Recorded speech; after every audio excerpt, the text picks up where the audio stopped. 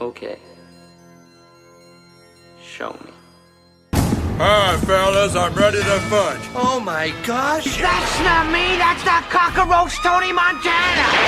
We want the black people on the motherfucking wall of fame now! Is that what you want? I want you to be a hockey player! Alright, I'm not a fucking athlete. This is my fucking way. This is how I win. You go in pieces, asshole.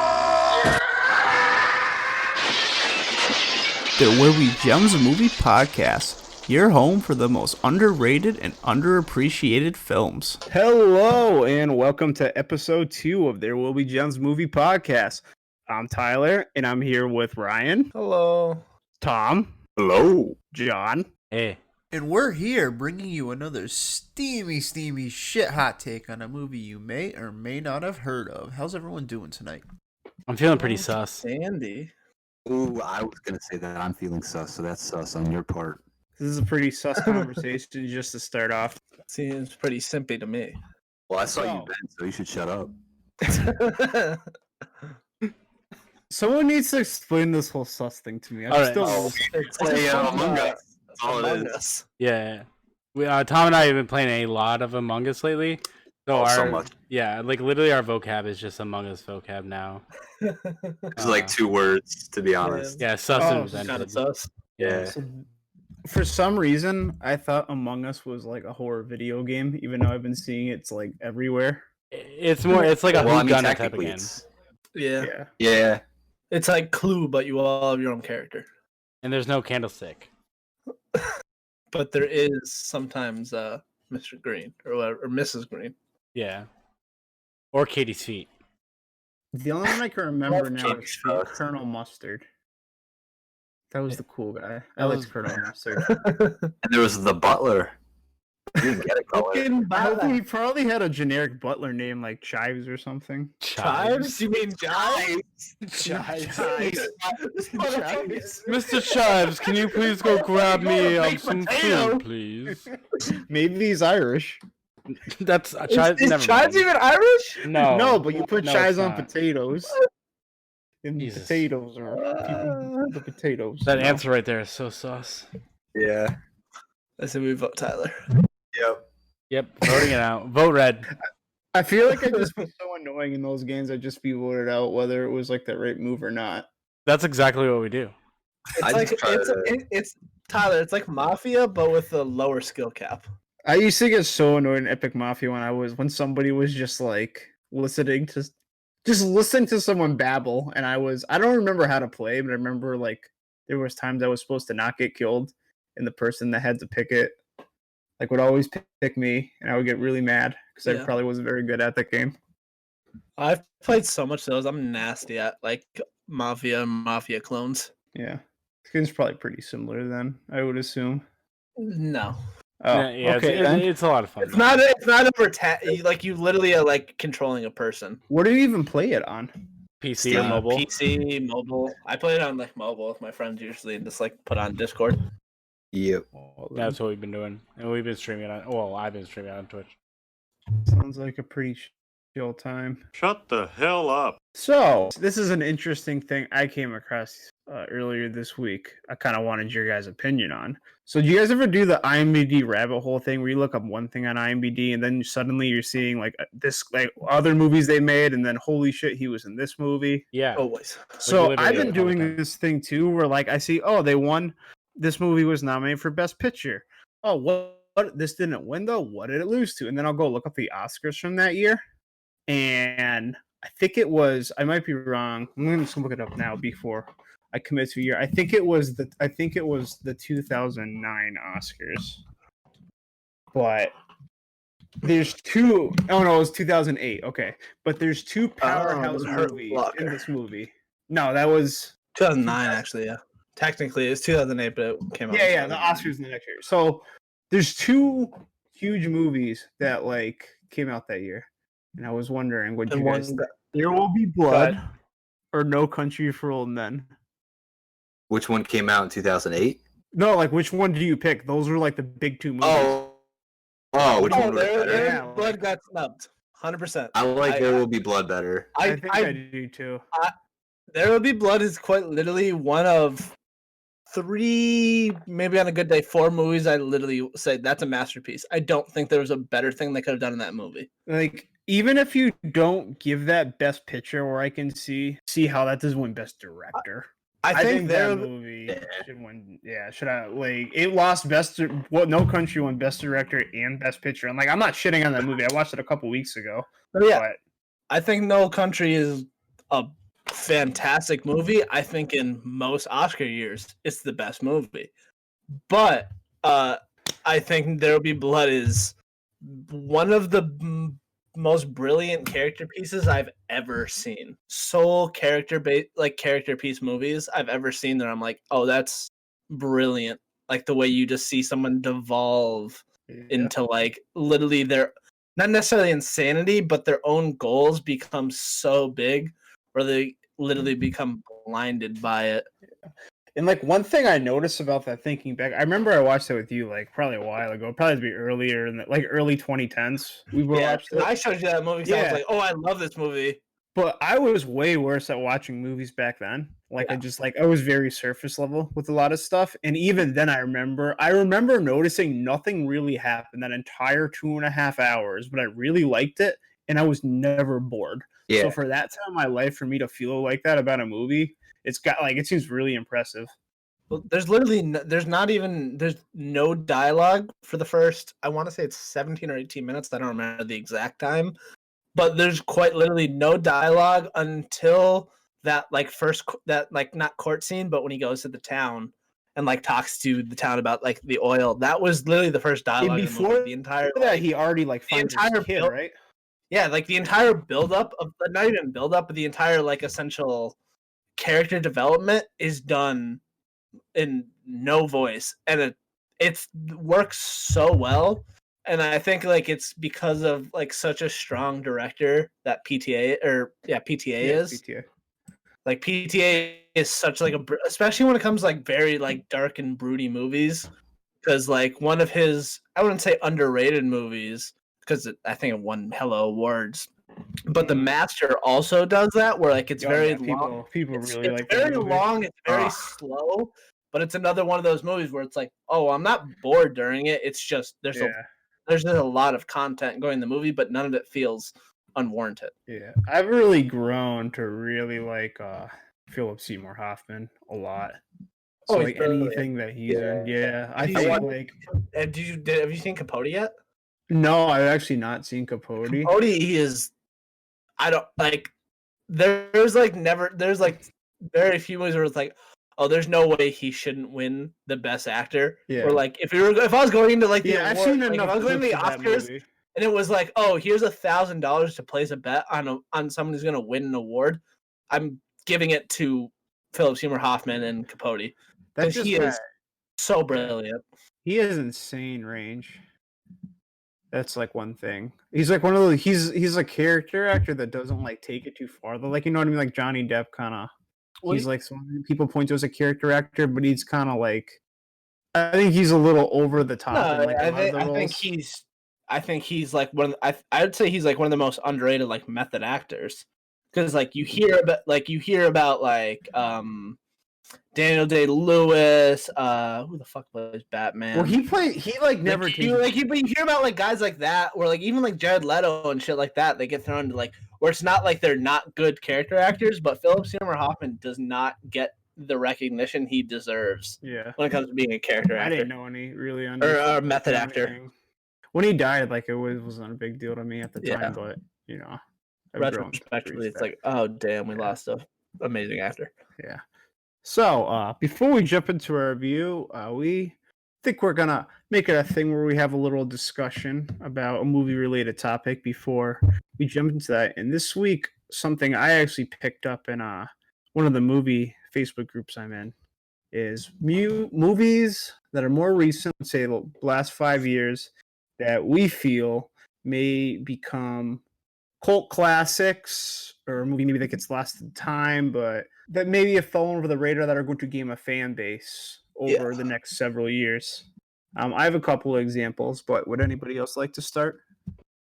I'll start. The movie I'm thinking of, it's not necessarily like unheard of, but I think of especially because it's Oscar year, is Whiplash. I've like the amount of people I've like told about Whiplash, and like they're like, "Oh, I've never heard of that." Which like I know like from a critic standpoint, like it got a ton of reviews. It got like plenty of like I'm sure it has a million fucking reviews on IMDb. But like that's one of those movies, especially with Birdman coming out that year, where like Birdman, Boyhood, there was just so many more like kind of more landmark directing feats where like a movie like that really didn't get its deserve. J.K. Simmons delivers such like a cold performance. You really feel for like how he's treating Miles Teller in that movie. Yeah. Until you get down to nitty gritty and like why he's like this and like what he's willing to do to really push someone to greatness. The essence of that movie is really like how far is too far to push someone to be the greatest, to be just absolute great. Like you have the ability to be the best at something, but it's like what does like how far can you push someone to really unlock that? Yeah. He definitely really portrays that abusive character. I feel like everybody, even coming up to him, was so behind him on it. He just seems like he'd fit into that role so well. Even when he's like playing comedy, he really kind of has that angry explosiveness to him, and when playing in a serious, I think it really translated well. Yeah, I haven't really heard anybody ever talk about that since it came out.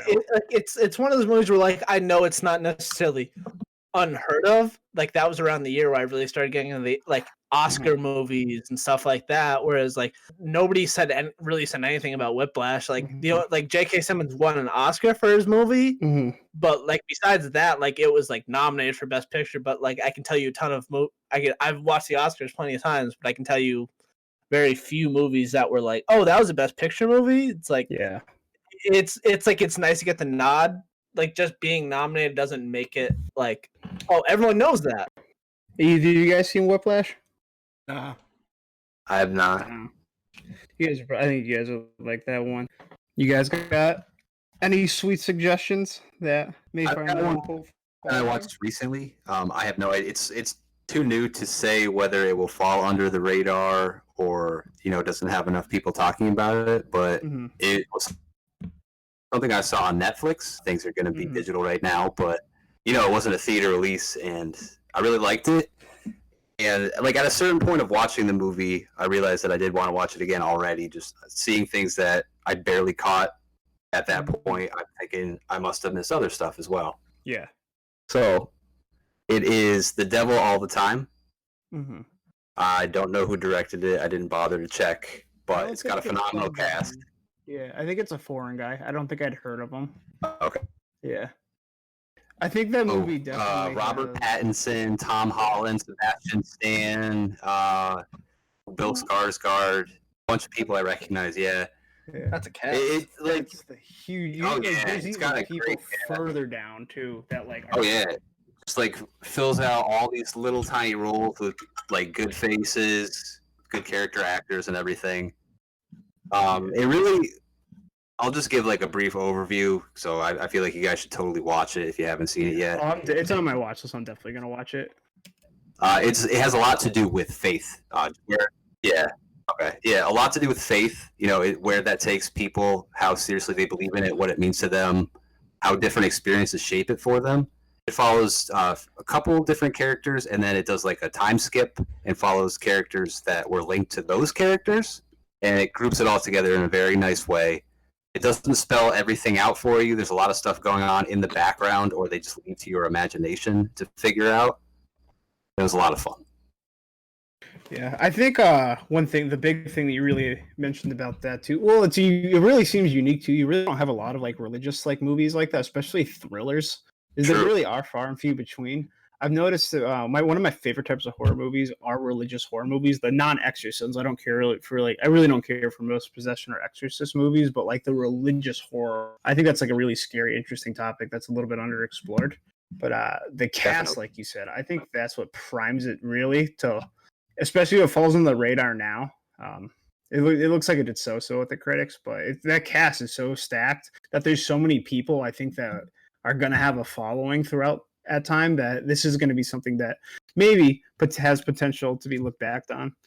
Oh yeah. I know we were talking about Robert Pattinson the other day, but I think that guy is going to be like a big leading guy in the next like 10 years in Hollywood. That guy's really has really become one of my favorite actors. I think he's like eventually going to have some big Oscar year. Yeah, I don't think he'll ever back to like, here's a big mainstream movie. I say that as he's Batman. Yeah, I think he's done a good job really separating himself from the Twilight movies. These are a couple movies that came out right after Twilight. Nobody else really saw. I did because David Cronenberg is who I consider my favorite director. But he made two independent movies with David Cronenberg right after the Twilight movies. One was called Cosmopolis, and one was called Map to the Stars. And he didn't really have roles in it that like really showed him like new range or anything. But it was a good separation, a different type of movie to be in than a teenage vampire movie. I thought you were going to allude more to the fact that he's talked about extensively how much he hated the Oh yeah. He, like literally, if you look up Robert Pattinson like talking shit about Twilight, like I'm pretty sure there's really a quote where he's like, "I wish they paid me more because I hated doing it." Yeah, Like, that's like he has quotes like I don't like that's not verbatim, but he has quotes along that line where he's like, "No, yeah, these movies were fucking."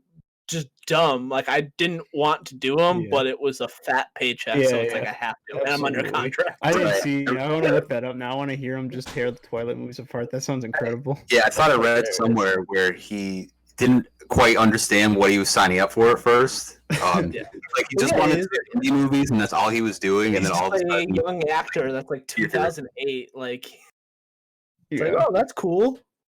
Yeah. Well, he really impressed me in the light. Like that was a tough role, and to like not only have one other act. I think him and Defoe did such a good job of keeping a movie like that interesting for an hour and a half, almost 2 hours. Beans. Oh, I love it. I love that movie. I think that's one I'm gonna go back over and over. Lighthouse is such a good movie. Lighthouse is one of those movies where like you need to like go into it not thinking you're gonna have a good time watching it. Yeah. Like you literally need to have the mindset of like this is gonna be kind of an uncomfortable watch. Because if you go thinking you're gonna have like, oh, here's a nice date night movie. Oh, we're both uncomfortable now. And one thing that helped me with that, like Tom said about particularly maybe wanting to go back and watch something the second time, like this movie The Devil All the Time. I felt like watching The Lighthouse the second time really benefited my experience with it. I think, like you said too, about a movie like this, I know it's a long movie and it seems like there's all these characters, a lot going on. Once you understand, like, grasp what's going on, I guarantee, like, if you go back and watch it, you're going to see other things like peppered in, like little things characters say, motivations, little actions that just makes so much more sense. Like movies like that tend to be great to revisit because of that aspect. Yeah. Do you have a choice first, John? I've actually been trying to think of one. I can't think of anything off the top of my head, to be honest. I can think of movies that shouldn't ever come back out of the cipher. Avengers Endgame. Sure, let's go reverse on it. What do you think? Movies that should never come back. Dragon Ball Evolution. That's definitely number one. That movie should be burnt to a crisp. I think in general, especially America, maybe should chill out on the live action adaptations of animes. And it just doesn't seem like it ever translates very well. It's also more of like a Netflix thing, especially. Like Netflix is probably the biggest torchbearer when it comes to let's remake an anime. Yeah, just stop. People. But it's like more because they can probably get the IP for cheap. Yeah, and it's gonna get views. Which like I get it from a business standpoint. Here's a popcorn flick. Here's like you're here to have like a fun time for like an hour and a half, eat some fucking popcorn, get some asses in the seats. Yeah. I feel like if you were to poll 100 people aren't going to put film on the same pedestal as like art, literature, and all of that. Where like I think it's completely unfair because like the amount of work, the amount of like, especially when you see a good movie, like you may not necessarily like, oh, this like all this happens. Like it just kind of cuts down on like the actual art form, like when it comes to like movie making. Yeah, absolutely. And that's what I really like about filmmaking. There's something there there's options for everyone. There's different levels of serious you can take with it. If you want to watch something you want to dissect over and over, like great. You don't want to think about it, you want to watch big explosions, you want to laugh, like that's great too. Like nothing wrong with any of that. All right, I got a few choices too. I'll be brief on. I know on two. I have three choices. I know two of these movies. At least some of you have seen. The first one, the one I feel least confident, probably, is a film called Good Time. Oh. Yeah, has everyone seen Good Time? I might have. It's got yes. I know you have. I know John has too. Yeah, that's a hell of a movie. Back to like our boy Robert Pattinson. This and The Lighthouse I saw last year around the same time, and they're so drastically different characters, and they're different from anything else I ever saw them, and it really impressed me. But also Good Times from the Safdie brothers. Uncut Gems probably being the more popular of their two films. I think both those movies are very fast paced and very unique. No one's really making movies like that. They're very in your face, very loud, very musical. I think that's a real cool niche that it takes really experimental filmmaking and some balls to really try something like that. And I think they're eventually going to hit it big, almost like in a Coen Brothers way. In 1 year, they're going to like destroy the Oscars. I feel it in my bones. Another choice. Any of you guys seen Green Room? I know Ryan has. Oh, I fucking love Green Room. You guys would both love Green Room. I know. Green Room is a brilliant fucking movie. Yeah, I know. This Green Room's right up Tom's alley. I name some people in it. It sounds super familiar. It's got Anson Yelchin. Who's the big Star Trek boy? And from the next generation. Anson Yelchin. I know him from no. Oh, Patrick Stewart. Patrick Stewart. Yeah. Patrick Stewart. Literally, when I knew he was in the movie, and I didn't even realize it was Patrick Stewart. He was a complete chameleon to me when it came to that movie. He was so fucking good in that movie. That movie's so good. It's a lot like The Sense in Good Time, where it's very like fast paced. It gets right to the point. Imogen Poots is in this too. I like her a lot. She's pretty cool. I wouldn't say Green Room gets to this point quick. I would say it gets its character development done quick. After that, it's like it's a slower. It's a little bit slower to me. It's very tense. Once you get to the meat of the plot, it slows down. But it like you're saying, it's very intense. Yeah, movies super intense. It's this unique. You get this real like kind of like punk rock action horror movie, and it's saying it's really in a unique headspace. It's wicked violent at times, but it's also it also has like some substance to it, but it's not pretentious. I don't want to carry on and blow it for too long. But my last pick, I'm not sure any of you guys have seen this movie. It's a movie that it's wide release last year. It's a film called Climax. It's a French movie from Gaspar Noé.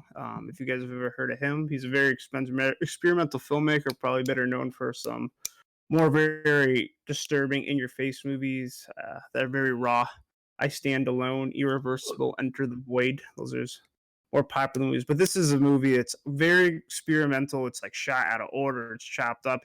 There's literally just like 8-minute dance sequences with no words. It's very, very unique. It's very musical. It doesn't even have actors in it. It just has dancers. And something happens to the punch bowl, and it's just a night of that unwinding. I definitely recommend it. Super unique. I'm pretty sure you told me about this movie. It's really cool. It's always free, like on Prime and Netflix. It bounces between the two. I have it on Blu-ray too, obviously, because I just have everything. But it's very unique, and I don't think it's even actually as good as the other two movies I just made. But because of its uniqueness and the fact that there's not really another movie like that, I think it's gonna like really like find a home. Yeah. But before we get too carried away, Ryan, you wanna go ahead and take us to the main review of the night? For the main meat of this podcast tonight, we're reviewing Spiral 2007. Joining us is star and co-writer Joel David Moore and the co-director Adam Green. Adam, I go to you. What is this movie about? It looks scary. It is kind of scary. It's about a troubled artist who may or may not have done something really bad in his past. And he makes a new friend at work and starts painting her. And with each painting he does, it sort of unlocks something in his mind. And it's psychologically scary. It's not bloody or gory. It just really messes with your head.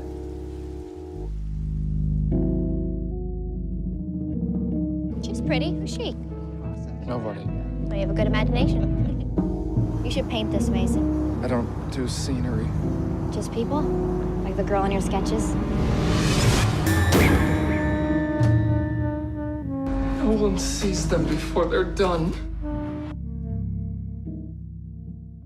give a brief synopsis of the movie. We have a recluse telemarketer at an office where his boss is his only friend as he befriends a new social colleague and sketches and paints her. His dark mind surfaces. So to get into it, John, what do you think of the movie? It was really good, actually. I was actually very surprised at like how good this movie was and how like no one's ever heard of it. I didn't even actually know who I knew who the dude was because he was like JP or whatever and like Grandma's Boy, but I didn't know he could pull off like a movie like this. He also like co-directed it and produced it, which was really nice. So yeah, he actually he wrote it. Oh, he wrote it too. Okay. Yeah. So like watching this movie, like I'm just like, why isn't this guy in more stuff? Because he's fantastic in this movie. Like the entire thing, like it's like, are we going into like spoilery stuff or?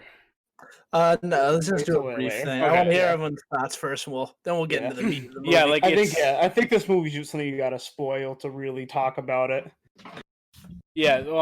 So, like the entire thing, like it, like just watching the whole movie, like it's exactly what the movie is called. It's a spiral. It's like a complete spiral of a man and like his perception of the world, his perception of people, and just everything around him. And I loved it. Actually, it was like really good. I did not expect you to like it that much. I did. I liked it a lot. Tom, what did you think of the movie? All right, so this movie was a fucking banger. First of all, it was. Yeah. But it hit me in waves. Right from the start, it gets going. Something I mentioned before that I like about movies, it throws you right in. Yeah. So right from the start, I was on board. I'm invested. It hits me in waves, though. Towards the middle, I'm really liking it, and by the ending, oh goddamn, the ending was very good. Dude, that's the big deal of this movie. Yes. Oh god. The cast was good. Like the main three, I would say, real solid. There's no real dry spots for them. They do what they're supposed to do well. They carry it. It moves along. I think his characterization was like so spot on. I've known people that are like kind of reclusive like that. I struggled with that for a while. I was, like some of the things he did, sitting on the bench the way he did, try not to take up a lot of space or make eye contact. Like that stuff is really hits the nail on the head. Yeah. He does an excellent job. Oh my god, language. He really does. Yes. Yeah. Yes, yeah. And like the way he like clicks his mouth, just like kind of the tone he does it in, it kind of makes a little melody, like a really eerie melody. It's so uncomfortable. Like it looks like it really sounds neat like it hurts. uncomfortable. I really liked it. Yeah. And now, Tyler, what do you think of the movie? Well, this is probably actually like the fifth time I've seen this movie. When I first started jumping into horror, this was like probably like 2012, and so it was a little bit more known then. Adam Green was like hot shit at the time, at least in horror. So even then, this movie like super fell into the radar. I really do like this movie a lot.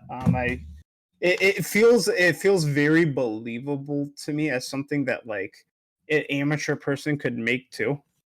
Mm-hmm. There's a lot of, and I think I really had a cool sense going into this after seeing it so many times, after it being so long. There's a lot of things I did like, but I like the dynamic between the dynamic between Zach and Mason. It's like easily my favorite part of the movie. I think I always kind of resonated with Joel David Moore's performance at the beginning when I saw it. And he is very good. He is very good. He's very believable. But I actually this time around kind of felt like Zach Levi's character was the bright spot in that movie. Mm-hmm.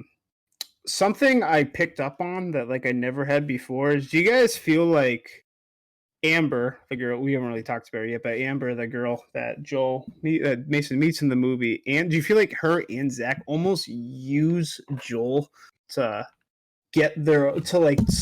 satisfy their own insecurities? Absolutely. 100%. Yeah. I was going to touch on that more later, but yeah. Yeah. One thing I really never noticed about the Amber girl before, and I couldn't decide if I thought her acting was just poor at the beginning, but I kind of feel like that's not what the point is. I actually found her super fucking annoying. And that was something I never picked up on the first time I saw it.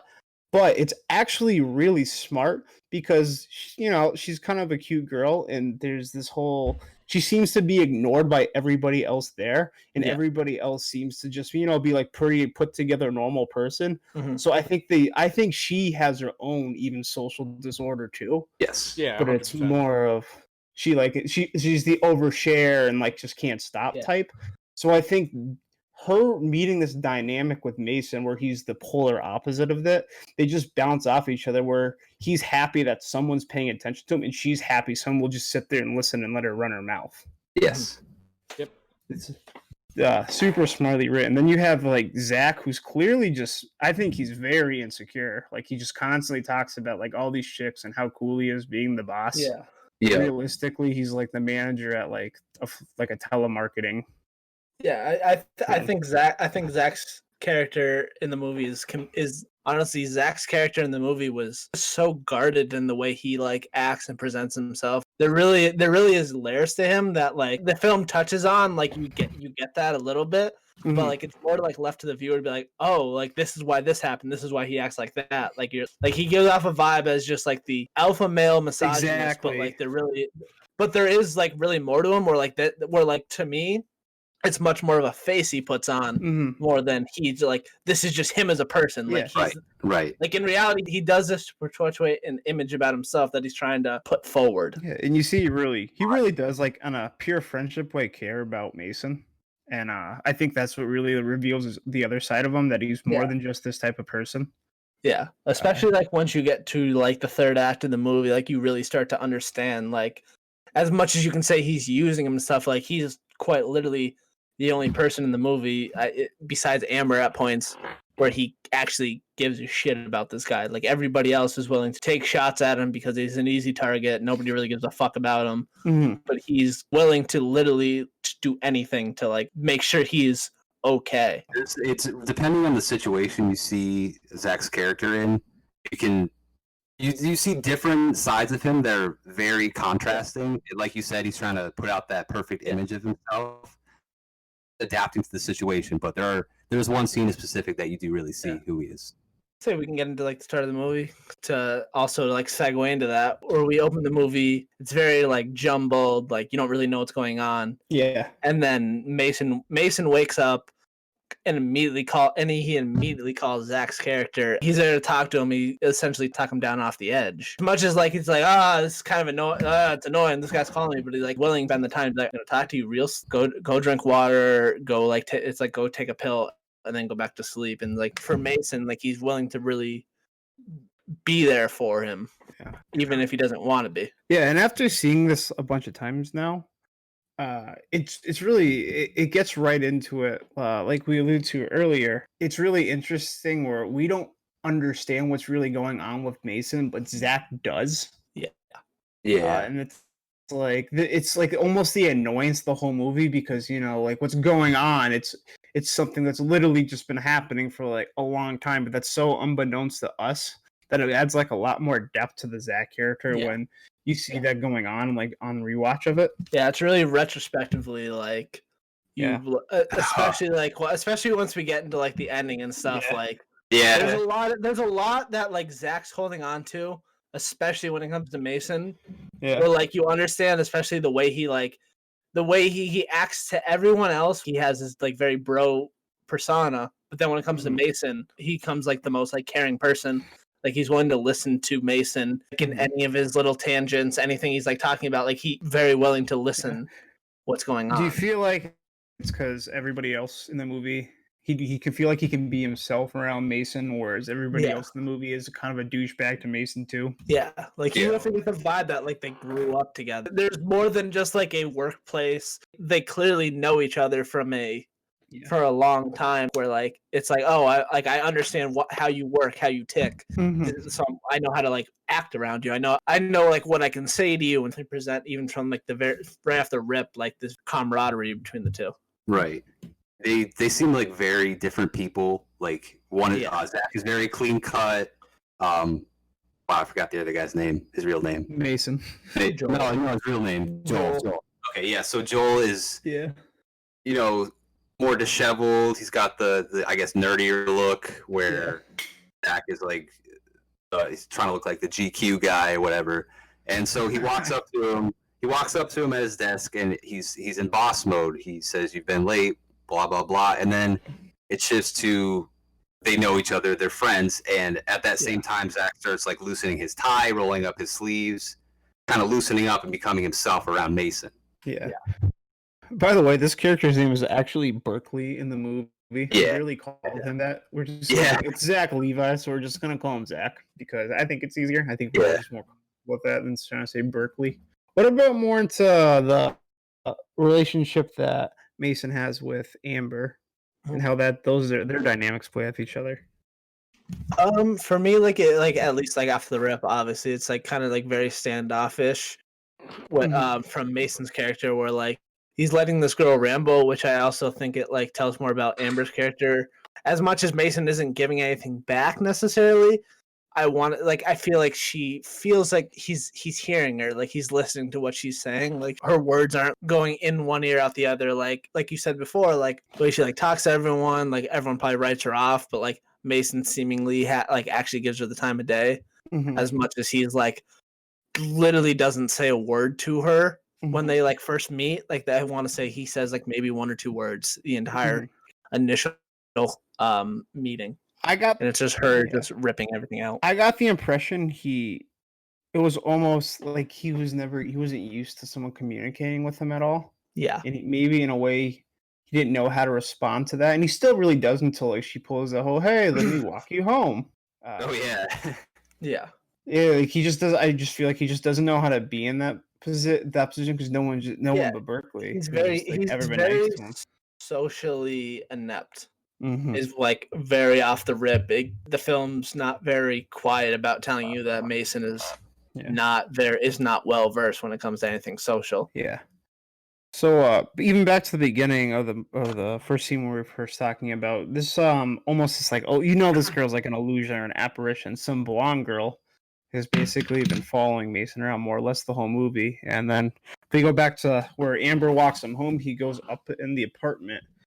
And he's got all these pictures, these paintings, and you learn pretty quickly that he's a painter. That he painted of this blonde girl who's mysterious to us, and he throws them away. And then as he develops this relationship with Amber, he starts painting her, and then you start to see that it's the same pictures over and over, the same poses. Yeah. What do you guys make of that whole storyline? OCD. Yeah, I found more like he's in his own ways. Like for him, like especially like they play off like the whole like painting artist thing, where like it's this is my process, this is what I do. Like even when it comes down to later in the film when she's like, "Oh, what are you drawing?" He's like, "Oh, it's not a drawing, it's a sketch. I'm a painter." Like he's very like in his ways. And Mason himself, they don't like do it that much, but the only time they like really allude to him being like, I was gonna say he's very like pretentious, but the only time it really shines is the scene when they're in the record store and he's talking to her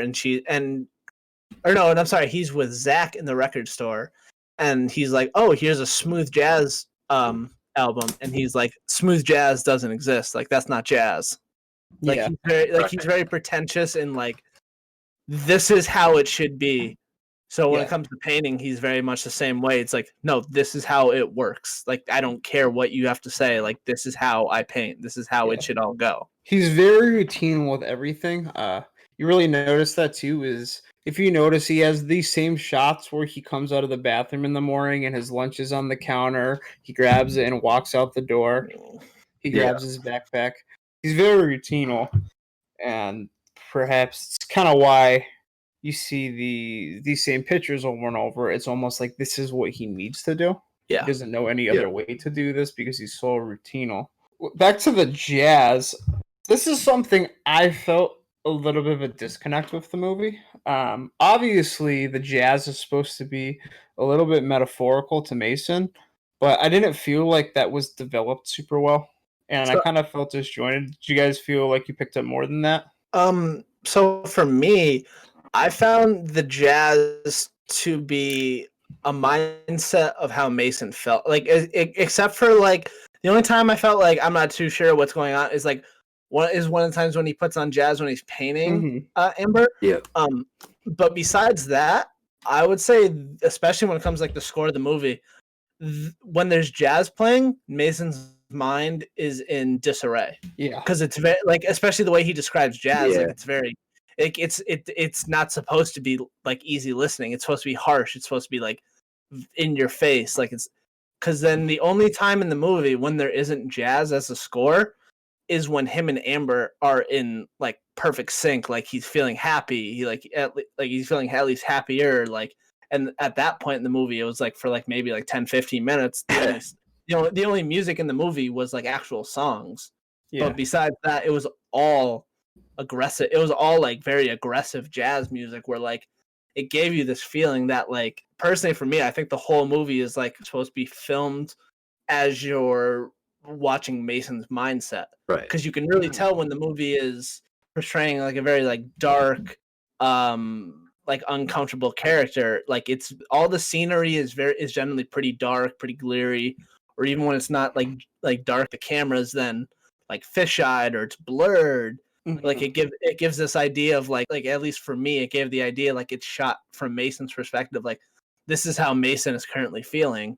That's why the film looks like this at the moment. Yeah, I really like you said about the apartment too. The way it looks like, I really think they did a great job with the set design in this movie.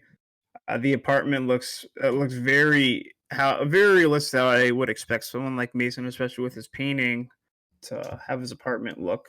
It's very simple, very plain, but it's very also organized. So I know last week we talked about color. What did you guys think about there being a red couch and these paintings with like blood red backdrop? I have one more thing to say about the jazz first. I took it in a much different way. I think it could have been explained better than it was or touched upon more. But really, the biggest takeaway I took from it was a connection to his father. Yep. So he's got the photographs where he painted all the covers. Those are the things he sent to his father. Yeah. And so when Amber looks at it first, he says, "Those were my firsts." And later in the movie, you find out something else about his father. Yeah. And so that is something ingrained in his memory that has taught him those behaviors and set him on his path. So that's like that touches on this is how things have to be. This is the way. This is what I know. So I think the jazz was really smart, and I think they also tried to use it in the musical sense, where showing his mind disarray to keep you off the trail a little bit, and also flesh it out a little bit more than just having that one aspect of it. Yeah. I definitely made the same connection with his father, and I think we're going to get into that a little more too. Yeah. Another thing that goes off of with his father, a lot more than just his fondness for his father and jazz music. I definitely also saw that. I think more of my disconnect with it was the actual use of it. I kind of felt like that was a little bit overused, and at times it felt like elevator music to me. Yeah. That's kind of like what I went with. So another thing I felt a little like there was a little bit underdeveloped was, what did you guys make of the lights constantly going on and off in the city and work? So the lights are flickering when he's in moments of stress, Mason, and they don't fully go off until he actually does, hit the fan. Yeah. That's when they finally go off. I like that. I thought that was a neat little piece. I think there was just a lot of like subtleties in the movie. Personally, for me, I think a lot of camera work, like score and all of that was done solely for the fact to give us an idea of Mason's headspace. Yeah. Yeah. Maybe I took a little bit too literal because I'm looking at like, why would this happen? Like, I almost feel like it almost would have been smarter for me personally, at least if nobody else acknowledged the lights, like it was more of like a passing thing. But it's obviously it's a very real thing going on. So I think that's where I kind of have this like, why are these lights literally going off? Well, you know what I mean? Yeah. Once we get to the end of the movie, I have a very thing I loved what they did with the lights. I think once we get to spoilers, we're gonna have a banger of a conversation. Once we get into like the end, like there was like a part with the lights where I'm like, oh, that was fucking so well done. Yeah, I know what you're talking about. Yeah. Before we get into spoilers, I'm just looking back at my notes of anything else I felt like maybe we should have touched on. A lot of this stuff you kind of Yeah, I think the movie is very big. Like for us to really discuss it is based upon spoilers. Biggest question I have is, will Mason ever develop a jump shot? I like that. I love that whole aspect of the whole movie. Yeah. It's just like, I don't want a jump shot. Well, that's your problem, but I'm going to talk a little bit more about the whole Amber relationship before it gets in. Before we get in. We actually had a little bit when you're in the bathroom, we had a little bit of a discussion. What are your thoughts on the dynamic with how the three of them, I alluded to a little earlier, how I felt like the other two were both using Mason for their own reasons. What do you think the dynamic where they all were, but maybe not for selfish reasons? It's because they're more similar than they may appear. However, they almost needed each other to survive. For me, yes, definitely for me, like I don't think either of them use Mason in a narcissistic. I don't think they're doing it for their own narcissistic gain. I think there's just aspects of Mason Mason that they like they're able to like, they have traits that like come out from them that they enjoy. Yeah. Like the way we alluded to, like how Zach kind of becomes like an actual person. Like he's not this like clean cut fucking alpha bro who's just like all about pussy. Like, but then when it comes to like him talking with Mason, like he then seemingly can drop down those walls because Mason knows the real him. Yeah, I felt like those are very therapeutic conversations for him. Yeah. Yep. Yeah. Also, like Amber, like she finally feels like she's heard because of Mason. That's exactly what I was gonna say. Yeah. Yeah, it's like he's the cure for her loneliness because he's not. I think she, like I said it earlier, and I definitely don't think I picked up on this the first time I watched this movie the first couple times, that she has her own social disorder. That's just not as apparent as Mason's. Mason's, I think even maybe Zach has his own too. But they're not as apparent as Mason. Yeah. And maybe that's another dynamic why all these people are so different, but they're the same, but yet everyone only looks down on Mason. Yeah. They're all sick, but he's the most obviously sick. Exactly. And I think that's actually like I don't know if they're trying to do that, but I think that's a really smart commentary on mental health. I love it. Yeah. Yeah, I think it's like a lot more of like Mason is the quintessential like this guy needs help, but like it's more like these other characters could easily be helped through some sort of like therapy or something of that, or at least just talking out their problems. It's like these are like the normal people, like they're fine, like they don't need help, they're normal. Like I think that's also this belief that like, oh, you're normal, so you're fine. Yeah. Right. They also don't want to make it seem like Zach's character is just total one thing. They set it up that way, but there are some little parts that make it less jarring. Like Mason goes to ask that other coworker for help, and he's just like, "No, I'm not going to help you." And then immediately goes onto the phone and starts talking about the thing he was asking for help for. Yeah, I have that written down. yeah, and Zach is actually like talking to him throughout the movie, even though all they show you is that he's this macho guy getting lots of chicks and everything. Yeah, he's still talking to Mason, and the only thing they show you about the other guy is him just refusing to help when he could. Yeah, everyone just a dick to him the whole movie. Yeah. Like when he's at the party and some guy just throws the coat on him. Yeah. I felt that. Yeah, I'd be that guy. I'm the coat. That's me. I'm the guy. Oh yeah, you're the one getting tossed across the room. Yeah, I'm just kidding. Yeah, I'm just getting tossed across the room. Take this trash out of here. Get it out of here. We're gonna dive into these spoiler talks. Before we jump into spoilers real quick, I want to just touch on one thing that about the film's director, Adam Green. He's green. So I've actually met Adam Green like 4 or 5 times, and this is super unlikely than anything he's ever made. I think you can really tell that Joel David Moore wrote this. It really feels like he's trying to embody the character he wrote. Adam actually talked about this at a panel I heard once where he was contracted to do this movie. He worked with Joel previously on Hatchet, which is really the biggest thing he's known for. And he did this movie for free because he didn't want to be pigeonholed into he can only make dumb slasher movies. And Adam's actually kind of like a realistic person. Just the way he talks, the way he doesn't charge for autographs. I have a poster in the basement signed by him, and I think Adam really just almost identifies with his character too, and that really is why he was able to make something so much different. I think easily, except for maybe I don't. You guys ever seen not the Disney one, obviously, but the movie Frozen, where they're stuck on the ski lift? Let It Go. I don't think so. That movie's very good too. Those are I've his heard of two it, though. movies. Oh, I forgot. I actually forgot he made That movie's that. pretty good too. And Yeah, that's he's probably his biggest movie. Yeah, unfortunately, Hatchet's his biggest movie. I don't know. I don't know, but I've like the amount of like people who don't like watch movies. Like I've seen plenty of people talk about Frozen. Maybe that was Frozen. that was on Netflix. Maybe Frozen's a future cult following. Well, just because like Frozen was like a Netflix movie, so like it was much more accessible. I'm like, oh, like because like especially like that was like in the early days of Netflix, so it was like if someone was like, oh, this is a cool movie on Netflix, it just spreads like wildfire. This movie's really unlike anything else he's ever made, and I think easily this and Frozen are his best two movies in terms of actual quality.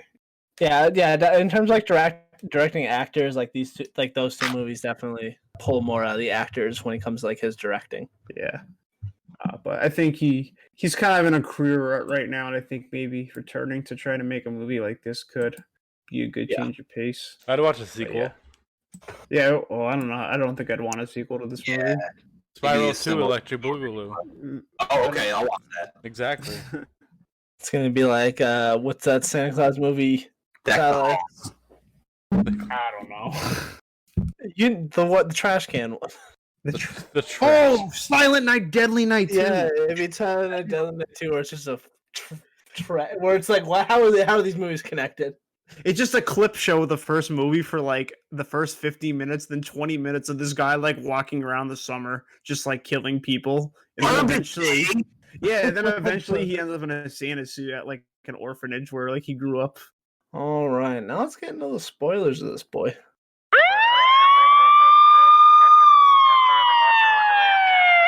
Holler if you hear me! Whoa, slow down there, Chief. Looks like we are entering spoiler territory. If you have not seen this film and would prefer for it not to be spoiled, you may want to consider skipping to the timestamp provided below. Thanks for listening. Who wants to kick this off? I'll kick it. He was the killer the entire time. Fuck, really? I didn't watch it. Yeah. So okay, so let me talk. I want to talk about the final scene because I love that because it like Zachary Levi's character like makes you believe that like it's all in his head, you know, like all these women are just like figments of imagination. And then dude from third floor comes down. And he's like, oh, have you like you know anything about Amber? Like her mom was calling him like saying that she didn't come home last night. That's when it clicks in his head and also your head, you know, like your head as a viewer, where you're just like, oh shit, you know, because like I was convinced like that like throughout the entire movie that she was kind of like not real. Just before we get into like the I don't want to before we even get into that twist, I want to talk about the first twist. There's definitely some like definitely plenty of spoiler stuff before we get the end, just because the end is very juicy. That's my favorite part though. I want to talk about the first. Oh yeah, I get all right, let's go through the first twist then. Yo, that moment when it goes in close and gets into dark to Zach Levi's mouth and he just goes, none of them are real. That is so fucking heartbreaking. Yeah. Especially just like the way that's even like shot too, where like the way they like rack the shot, where like it's all blurry and then all of a sudden like his face just like pulls in and just goes, none of them are real. Was that, like it just feels so chilling. Was that the same shot where his eye flinched too? Because it was almost like he was afraid to say it. The whole movie, he seemed afraid to say it. Once he says it, and you think about like the things like, "Oh, you sure it's a good idea to bring her to Christmas dinner?" Yeah, but there was one thing in specific he said where he actually looked like his eyes flinched, like he was expecting a big like reaction from it. And I'm thinking it was that scene too. It might have been. I think so. That. Yeah, I don't remember that, unfortunately. Yeah. Oh man, but that's such a doozy. When that happens. Even as Val was saying, like, oh, you think the entire movie like the girl's not real, Right. but like they went out of their way really to in the movie to like make it look like that. Like at least in the scenes we saw, like I'd say it's like it's probably the most apparent at the movie theater. He just walks up by himself. Oh, I want to go see this movie. Ticket for one. He like looks back and like he's like, oh no, two. But I was like, oh, they're really trying to make it look like she's not real. That was like the biggest scene where it's like, we're really throwing your face. This girl's not real. Like, so everyone going to the end of the movie there was definitely still shock value, but like of hearing they're all not real was almost like a red herring. Right. No, they did a good job the entire movie of having like those dream sequences and also real sequences look very similar, so you're not sure what's real and what's not. Yeah. The biggest thing for me was earlier on in the movie, he kept looking over to the bathroom like during the night, every time he woke up. But he actually brushed his teeth in the kitchen one morning, which was showing you that he was at all costs not going to that bathroom. So it seemed real to me the whole time. What did you think the significance of the bathroom was? That's where he poops. Besides that, I don't know about the significance, but I like how they put it far, like the farthest room down the hallway, where it's off shot. If I was a betting man, I would say that's where his dad murdered his mom. No, I don't. I would be doubtful. I don't know. Well, not in his bathroom. Not in his bathroom, but like in a bathroom. Oh shit! Yeah. Wow. A good one. Yeah, fucking mind blown, right? Yeah, you actually did. It was secure and private. Exactly. Oh man, that's smart. Yeah, because like think about it, a lot of the stuff revolves around like his relationship with his parents. That's true. Yeah. So like any little thing remind him of like what happened between his mom and his dad, like with the murder, like when he goes to visit the cemetery and stuff like that. Yeah. And like everything even is very specific and lined up. Exactly. Right. So like I think a lot of the symbolism and some of the visuals in the movie, it's like callbacks to that night that happened. You know what I mean? Yeah. Yeah. I didn't think of that. That's a very good one. I think you're absolutely right. I bet you that's exactly what they were trying to do. And Yeah. it just went over my head completely. I think also what they're like doing at the bathroom, like now that you said it, like that makes a ton of sense. This end of the hall, it's always a little bit cracked with like the light completely bright. Yeah. And, like to me, every time he looks at it, like that's supposed to be him facing his consequence. Like that's definitely. That's exactly what I was gonna get. That's exactly what I was gonna do. I want to hear your thoughts like, first. It's like the truth is behind that door. Yep. So he never wants to face it. It kind of goes back to what we were saying earlier about like mental health and stuff like that. Like he clearly has like obsessive compulsive disorder. So like every little thing that reminds him of something of his past, like he's gonna avoid at all costs. And he can't think about it without obsessing over it. Exactly. And like as someone who unfortunately has that disease, I know exactly how that is. Like there's certain things that I can't think about, or I'll just think about it all day. So that's why, like, when I was watching this, like, I really like understand the character when he's looking at that bathroom. He's thinking like, oh, that's where it happened. Like this is where it happened. You know what I mean? Like so. Like having that feeling, like, and like looking at something and just not being able to go there, like that's why he's brushing his teeth in the kitchen that one time, because like you know, he's like, if I go in there, I'm just gonna like think about this all day. It's just gonna like ruin my day. You know what I mean? Yeah. Ruin my day. Like, oh, drafts. There's a dead girl in there. Yeah, dude, it's gonna ruin his day. He only goes in there. So now that we talked about the ending, we kind of needed to do that before we kind of broke down the thing, but. I was trying to allude to this a little earlier without spoiling it. The cycle that Zach's character really sees in him, and while I was kind of asking you guys, what do you think the significance of the paintings are? I think Mason has his very specific fantasy of these girls. Yep. Yeah. And the blonde girl was just a waitress he saw in the window, and he invented this own fantasy of her, and he just repeats that over and over. And then when something happens where it breaks his fantasies, he can't handle it, and it implodes on himself, and that's when he like throws away all the pictures, and that's when he has his breakdown, and like the Zach character just seen it 100 times. Right. When he was talking about jazz and painting, he talked about highlighting certain aspects to hide other things. Contrast. The contrast, yeah. So he was trying to highlight the things he liked about those people and not focus on the things he didn't like. Yep. And when shit really hit the fan, that's when he killed them, because he just had to get rid of those things that he couldn't tolerate. Yep. Yeah. So for me, I personally think the only person he ever killed in the movie was Amber. Yeah, I think it's absolutely. Well, no, I think everyone else was quite literally just in his mind. Yeah, I think at the beginning of the movie he actually killed that girl too, but I could see those being the only two. I personally think it was just them. The only reason like the waitress was so prevalent because that she was to him the last victim, especially with him and Zach. Like in the final scene when he goes in the office and like there's blood on his hands, he's literally telling him this is paint because he's seen it dozens of times. Like this isn't like a new occurrence. Yeah. So, like he doesn't even question why there's what looks like blood on his hands. Like he doesn't assume, he just assumes that's just paint. He even used those like red, brown, orange colors a lot too. Yeah. Yeah, when he yells like "I killed her" and shows him his hands, that's such a heart-stopping. That oh my god, Yeah, that is you're like, oh shit, his hands are actually dirty. It's also like the way Zach's character like interprets it. He yells, "I killed her," and then he like kind of sits back in his chair, takes a breath. No, you didn't. I've never seen blood on your hands, Mason.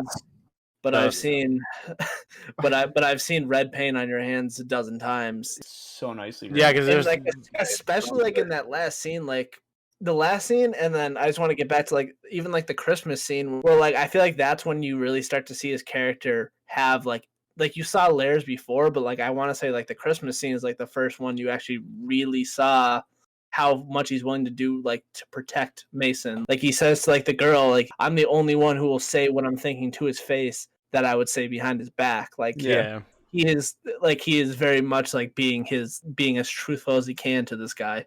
Yeah. Back to a second where the other girls previous to Amber, I don't think he ever even met any of those other girls. No, there's no indication that they actually had like a physical connection. Yeah. Like it was more like a Yeah, it was more like I saw them and I liked them. Yeah, it was like he saw them or like got food there. It was a very minimal thing that he. Yeah, there's real girls he invented fantasies of, and I almost feel like that opening shot, like he has this fantasy of that blonde waitress, but even though he's never really met her, in that opening shot when he's sitting out there, like outside the window, and he sees her laughing and talking to other people, that I think is what's setting him off to this cycle imploding because it's this girl that's now paying attention to other people and not just him. And that's something he can't take. And that's why his fantasy starts to collapse with her. Yeah, we've all been there. And then when Amber starts to question his process and try to force him to change, it's the same thing. It's disrupting his fantasy of what this girl is supposed to be. I'm sure you guys have maybe when you're younger fell victim to it too, or people that they see like a girl online or something, or like they think they like, and they just like invent their own fantasy of like this way this person's supposed to be. Mm-hmm. Oh, 100%, yeah. No. Yeah. That's real sus. Is very sus. Oh yeah, it's very sus. Yeah. Okay, so my opinion has actually changed now. I do think, Ryan, what you said, her being the first girl he's killed is true. Yeah. I was thinking back, and after he dumps the body, the next shot is him waking up, and then when he's in the bed with Amber, he wakes up from having a similar dream, but that's real. Like she's definitely right there in the room with him. Yeah. So yeah, I could see that. Yeah. For like the paintings are a metaphor for the body. Yeah. Yeah, like once he loses those, like they're dead to him in his mind, and he still has these memories of this person that he fantasized about and felt real to him, and now that person's gone. It's like they're dead to him. Yeah. Right. Yeah. All right. Which is understandable. Why don't we get into the second twist? What a twist. I know you said something. I think you said something a little earlier about the lights in that last shot. Was this what you were talking about when he says? None of them are real. When he's like, none of them are real, he essentially then starts dissecting. When he's just like, Mason, you've never killed anyone. Your dad did that shit 20 fucking years ago. I'm sorry you did that. And it's like all of this where like, it gives Mason then this just giant peace of mind. Yeah. And after they have this come to Jesus moment in their office, he like then walks out to go get cleaned up.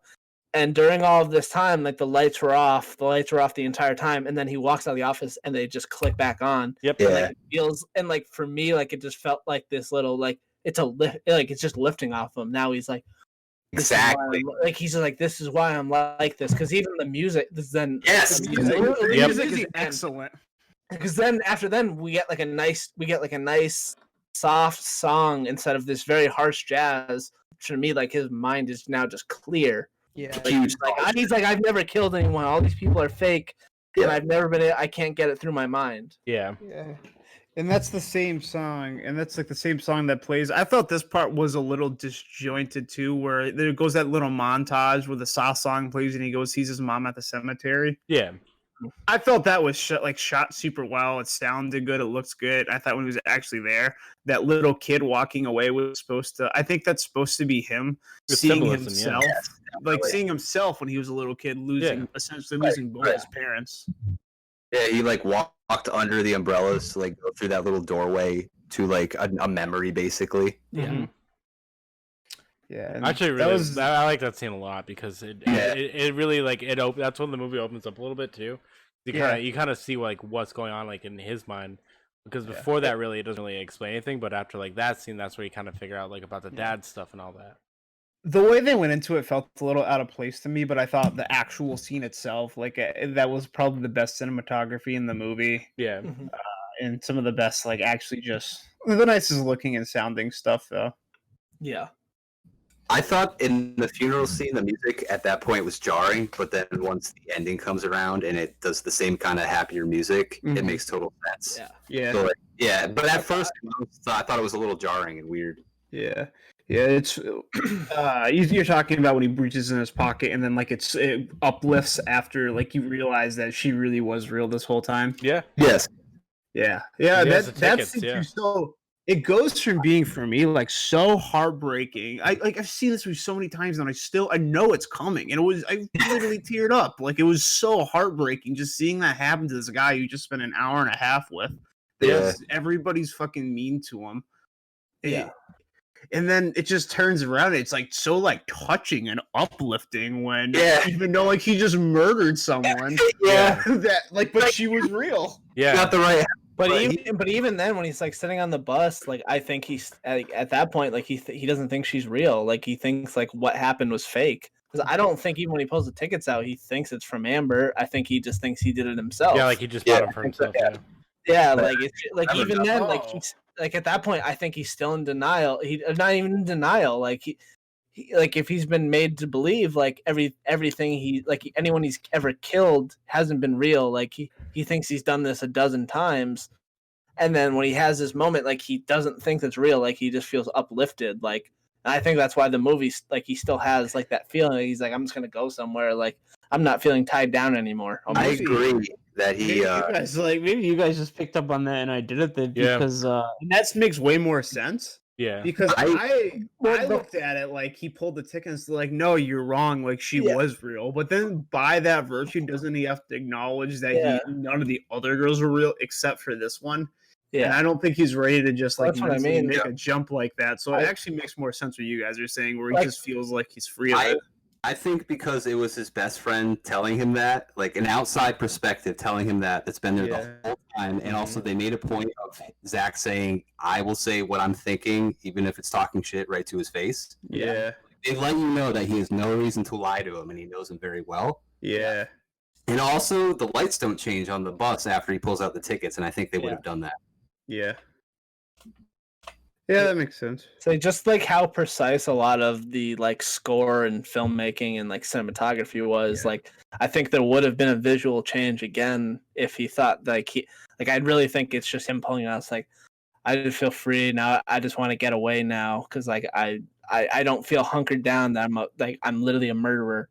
Like from his headspace, he probably feels like he has a clean conscience. Yeah. That makes way more sense then. Being uplifted, like I murdered her. Because he was ready to turn himself in. They said when we cut to this this next bit when he's just like, I don't know if someone else wants to go, or we find out Amber was real. Oh yeah, I want to go through that because I love that part. Yeah, so homeboy comes down from the third floor, and he's like, "Yo, hold on. I have something funny about him. What did I call him? Oh, he's like chubby discount Paul Rudd. That's exactly what he looks like." All right, yeah, that's pretty accurate. I remember Fat that, man. Like this is like discount puppy chubby Paul Rudd. I can't, man. My mom says no. Yeah. So, anyways, I don't remember his name because he was like an irrelevant character. He was in like two scenes, but douchebag. yeah. So he comes down to talk to Zach, and he's like, hey, so like blah blah blah, what's going on? Like everything, blah blah. Why was he in here? And then he goes into, one of my reps called out. Her mom was worried sick about her. She didn't come home last night. And then he mentions that her name is Amber, and that's when he sees Zach's face fucking like light up. Like, yeah, what? Like, there's someone actually named Amber that works here, and then that's when everything starts falling together, and that's when you realize like, okay, she was real. Everyone else, however, wasn't a figment of his imagination, but he never had like an actual physical connection with them, and like going into that, you're just like, all right, so he did kill her then, because then he starts washing his hands like right after that scene in the bathroom where he pulls out the tickets after.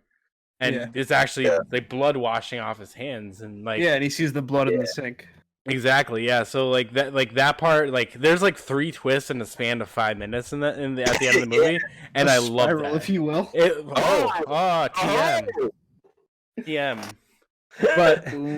But yeah, like just those sequence of events, like it just fucking destroys the whole movie, because you have like it's like almost the 5 stages of grief in a way. You have the denial, you have the bargaining, you have the acceptance, you have like the denial. Oh, you have all that shit like right in there. I think I missed one, but whatever. Denial twice. Yeah. That's it. I was like, I was gonna call you out, but I'm pretty sure you said denial twice. Did I say? Wait, anger? Oh yeah, anger. He Yeah, kills her in anger. Yeah, And he kills her in felt anger. like this whole movie works in cycles. I felt like this cycle of him killing off his fantasies was him just repeating his father killing his mother. Absolutely. Learned behavior. Yeah, it's kind of like repeating the cycle. You know what I mean? Like father, like son, almost. It's almost like repeating the cycle, like father, like son. You know? Yeah. Oh, it's almost like repeating the cycle. All right, I think we've So been anyway, the I think cycle the movie enough kind of times. repeats the cycle. Yeah. I think I want to ride a unicycle. Oh, speaking of things that fathers pass down to their sons. Unicycles. Yes. Real life. Yeah, my dad bought me a unicycle once. Real story. That's fact. Not Where is fiction. it? Probably in his garage. But yeah, so like that the last 5 minutes of the movie, or not like that 5-minute section of the movie, I should say, it really like just slams you with like every single emotion that you can feel in a 5-minute window, and it's that's what really made the movie for me. Like if that had ended any differently, I probably wouldn't have liked the movie as much, because it really just like. Oh, the ending is The ending is like the perfect bow tie. It really is. It really like puts you in, tucks you in, gives you a kiss on the forehead, and says goodnight, and like that's the end of the movie. It's perfect. Yeah. Like I didn't think I like Tyler said, I didn't think I was gonna like this movie as much as I did, but like at the end of this movie, I was like, wow, wow. I have a feeling that I would like it. I felt like you would like it. Yeah. I thought I was gonna like just like put it on in the background and just kind of like listen and watch like a little bit. But I actually like watched the entire thing like front to back. Like I almost watched it. I watched a couple of the scenes again just because I wanted to make sure I caught everything too. Yeah, because like I watched it. That I went to go to the store. Then I came back and then I watched like a good 30 minutes of it. I wanted to skip around and just watch a couple different scenes that kind of like really stuck out to me. So I actually like absorbed it a little bit more. Yeah, that reminded me of something. So I paused it, went did something, and came back. And when I played it again, it was the line where he said, "I don't want to get better." Like I thought that was great to hear out of context. Yeah. Like I couldn't have timed that pause any better. That's really interesting. It's like Yeah, yeah. Yeah. Yeah, I remember that. That's when they're playing basketball, right? Yeah. Yeah. I remember hearing them thinking, "Ooh, look at that." Yep. Look at that. Definitely Easter a little bit egg of in there. like double entendre. Yeah, for sure. Because things are the way they should be in his mind. This is how they are. Exactly. Yeah. Well, that's very much like with people that had mental health issues. That's how they. Yeah, think, it's the intrusive thought. That's how it keeps you down. They're like, I'm fine the way I am. Like, I don't need help. It's not until you actually like make the decision to go get help, where you're actually like, okay, this is how fucked up I really am Well, inside. it's not always that either. Sometimes it's just that is literally all you know. So you're That's like, this true, is really yeah. tough. This is just tough. Things are tough. And that's all you understand. This is the world. This is the world as I know it. So Yeah. Especially- And then there's like it happens a lot in this movie too, where it's just little things are dropped on you that give you a big revelation, and that's how it works with mental illness a lot of times, and that's how you start to understand that you're sick. Yeah. And he starts to understand that at points, and that's when he shuts down. Exactly, yeah. And like it doesn't help when you have someone telling you that you're fucked up either. Oh yeah. Because everyone in this movie's mean to him. Yeah, because then you just get more and more into denial because you think like, okay, like these people think I have a problem, maybe they have a problem, like in general. You know what I mean? Just stress in general also affects mental illness. Yeah. No, 100%. Yeah. And in big ways. So having something that big on you just Oh yeah. Yeah. So it's like it's almost like he's afraid to, where he's not comfortable, like moving away from his routine. he does not handle emotion well at all. No. So anything is like that just fucking shuts him down, shreds him. Exactly. Yeah. Like the littlest inconvenience could be like the biggest thing. Yeah. I feel like this was a very personal piece to Joel David Moore. Oh, it had to be because there was like so much heart. So many of those things, like some of those ticks he's done, I've done before. Like the way he sat on the bench, like not taking up space, like that's real. Because you want to feel as small as possible. Yeah, he's very insecure, and he's out exposed in the big world. Like, yeah, so you just make yourself as confined as you can because like that's how you feel safe. It's also just like not wanting to feel like nearly like any like not being intrusive or anything. Like you just want like no one to bother you. You don't want people to keep being mean to you, so you're like anything I can avoid that will help. Like you're really trying to stay hidden. Yeah. Yep. So I don't know if you guys remember the details to this, but that short film I made to graduate school, I pulled a lot of influence from this movie. I could see that, like the shot in the record store with them, where Zach is behind Joel. Yep. Like that. I started to think for a second, oh shit, maybe Zach's not real because of like how you did your movie. Yeah. I pulled a lot of influence from this and from Blue Velvet. I can see that. I can see that a lot. Yeah. One thing about this movie to me is it feels very simple. It feels very achievable. Like someone with like minimal money could make something like that. Yeah. I think movies like that around the time are really inspiring to me. Oh no, 100%. Like, I feel like a movie like that, because this was made for 600,000. Oh yeah, that's where like especially even now, like you can do that even cheaper. Like if you have a concise idea, and like people who are marginal actors, like you can really make a fantastic movie. Off of really like no money. Like the money almost makes it even like in some aspects the filmmaking better. You have to be even more creative with the way you do things. Probably the best example of that is David Lynch's debut feature, Eraserhead, from 1970s. But it took him 3 years to make that movie because whenever he'd get money, he'd shoot something. And he just went, and it took him 3 years to make that. There's a scene in the movie where he shoots something and they open the door to go in, and then they don't shoot what's behind that door for over a year. Oh. Yeah. A lot of great innovations come from limitations, and I think like movies with small budgets are a great testament to that. And so was Nintendo 64. Well, that was also like just especially with like the boom of like the 90s when you had two cult like phenoms with Clerks and Slacker. Like that's one of those like low budget movies nobody really talks about. Yeah, but like it was one of that's Richard Linklater's first movie. Yep. It's one of like the big. It's like that was honestly probably the biggest catalyst. That's like it was like 92. That even predates Clerks. Yeah, it does. Yep. Another movie. It's not the same thing as a movie. It was compared to those that had a much bigger budget, but another movie that you kind of remind me with the 90s one was Bottle Rocket from Paul Thomas Anderson, if I'm remembering that correctly. I think he made it. I don't think I haven't seen it, but it's Wes Anderson. Yeah, I was like, that's not PTA. I was gonna say that's not PTA. Yeah, that was another. Like it's got more of a budget than those movies, but that was another just kind of like held together by paper clips. Does Yeah, anybody it's fine. have anything else to add to the Spiral? I liked it. I actually love this Yeah. movie. Yeah, Should I we? like the question. Do you guys want Yeah. to get into the ratings? Yeah, let's rate it up. All right, John, why don't you kick us off? I'm gonna go with a solid 9 out of 10 on this. Ooh, tasty. Tom, Yeah. I will give it an 8.0. Ooh. Tyler. So I had a rating in my head, and then the more we talked about it, it just kept coming up in my head as we were talking, because there's so much smart stuff that you guys picked out, and I didn't.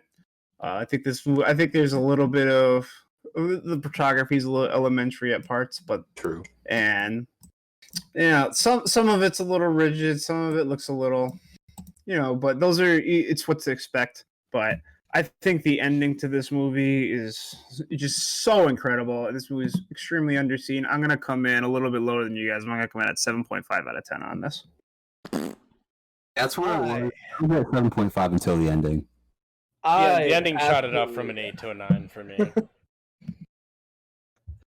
But so I absolutely just adore this movie. I think just the way it's shot, the way they were able to put the score together, and the directing is just it's just even though it was made for 600,000, in the film space, that's literally would be the equivalent to someone having $20 in their pocket.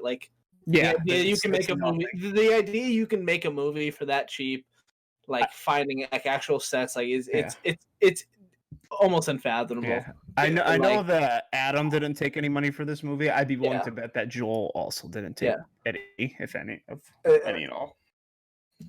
All that factoring in, I give this movie a 9. Hell yeah. Well, I'm the Simon today.